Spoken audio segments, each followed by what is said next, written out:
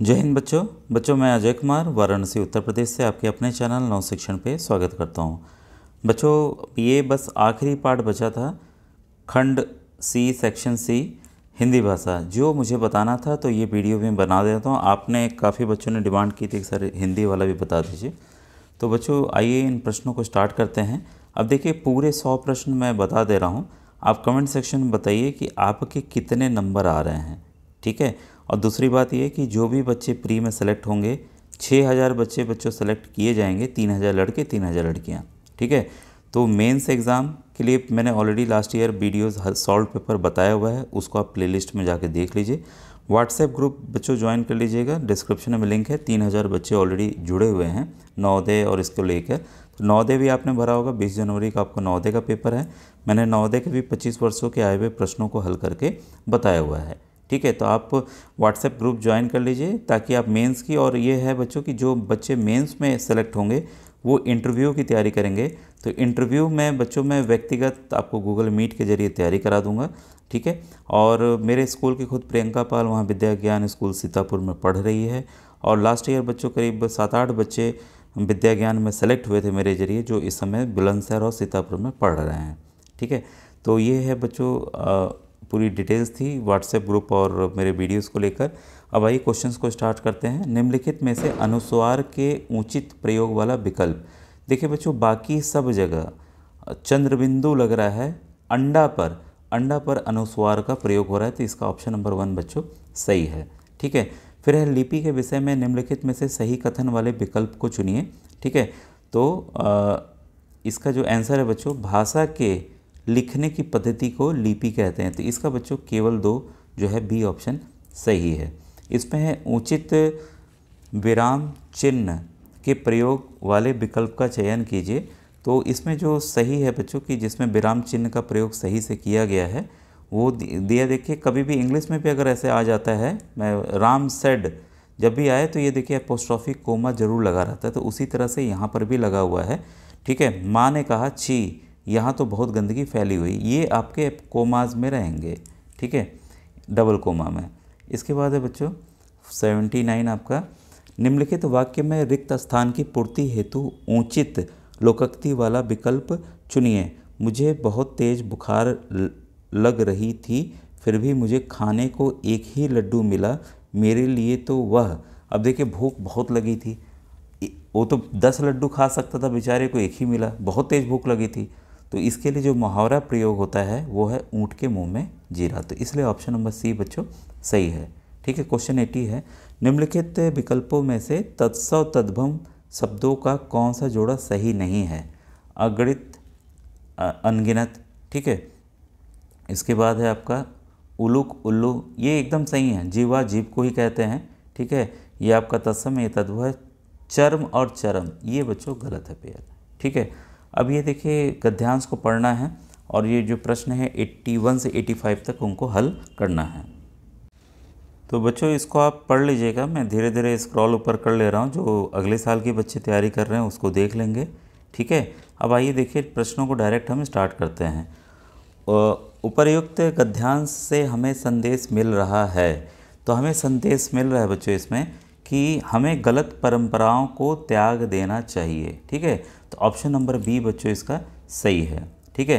फिर है आपका 82 ऑप्शन, गद्यांश को ध्यान से पढ़कर निम्नलिखित कथनों को सही क्रम वाले विकल्प का चुनाव कीजिए। तो जो सही क्रम है बच्चों, पहला आएगा आपका तीसरा, इसके बाद आएगा दूसरा, इसके बाद आएगा चौथा, इसके बाद आएगा पहला। तो इस हिसाब से आपका ऑप्शन नंबर सी जो है वो 82 का सी सही है।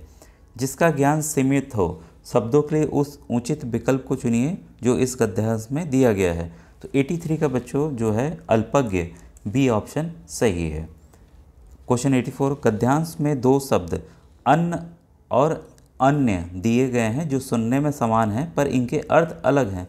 भाई जो खाने वाला भोजन वाला गेहूं चावल जो अन्न है उसको अन्न कहते हैं, अन्य मतलब कोई दूसरे व्यक्ति की बात हो रही है, ठीक है। तो यहाँ पर बच्चों ऑप्शन नंबर डी जो है वो सही है, ठीक है। क्वेश्चन 85 है आपका, महात्मा जी की मृत्यु हो गई तो उनका एक योग्य शिष्य उनकी गद्दी पर बैठा, वाक्य में विशेषण शब्द है, विशेषण शब्द वो है जो उसकी विशेषता बताए, ठीक है। तो यहाँ पर शिष्य कैसा था, शिष्य जो था वो आपका योग्य था, ठीक है। तो इसलिए यहाँ विशेषण क्या हो जाएगा, सी आपका योग्य, ठीक है। इसके बाद है ये आपको देखिए पद्यांश है, इसको पढ़ लेना है, ठीक है, और इन सवालों को अभी हल करना है, तो आप इसको पढ़ लीजिएगा। मैं स्क्रॉल कर दिया हूँ।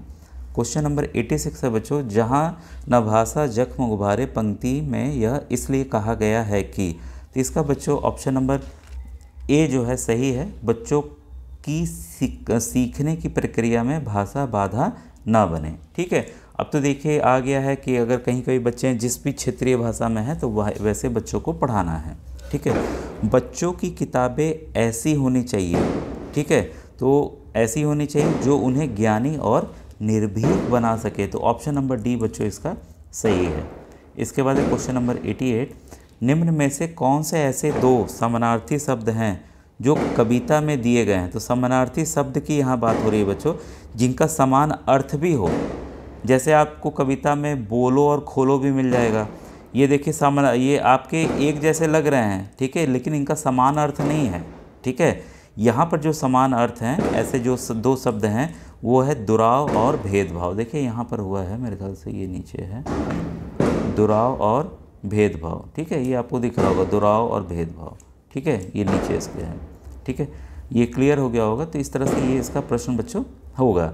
इसके बाद है क्वेश्चन नंबर 89, स्वाभाविक शब्द में उपसर्ग मूल शब्द तथा प्रत्यय का सही विकल्प होगा।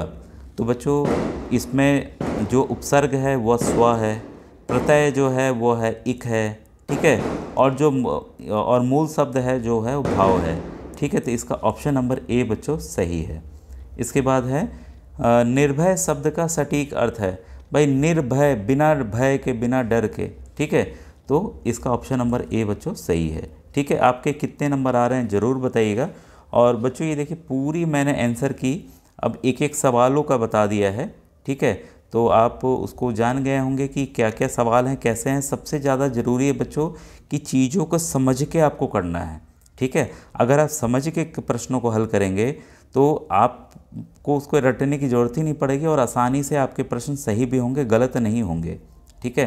तो आप बच्चों समझ के प्रश्नों को हल करना सीखिए, चाहे वो गणित हो, चाहे वो विज्ञान हो, चाहे हिंदी हो, चाहे रीजनिंग हो। आपने देखा होगा कि रीजनिंग के कितने अलग प्रश्न आए हैं, ऐसे कहीं पे भी ये प्रश्न किसी भी परीक्षा में, नवोदय किसी में भी नहीं आते हैं, ठीक है। और आप बच्चों 100 नंबर का है, अगर आप 50 जो मेरे यहाँ के मैं बताता हूँ, प्रियंका पाल पहले परीक्षा में इसके केवल 39 आए थे बच्चों, केवल 39, और पासिंग मार्क मुझे याद आ रहा है वो 36 था।